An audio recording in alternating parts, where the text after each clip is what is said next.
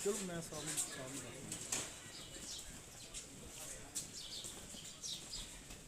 last वाला जो दबा है ना वो लास्ट वाला वो खिला था एक वो सामने वाला तो ऐसे देखो भिजवाया यहाँ पे वो ASI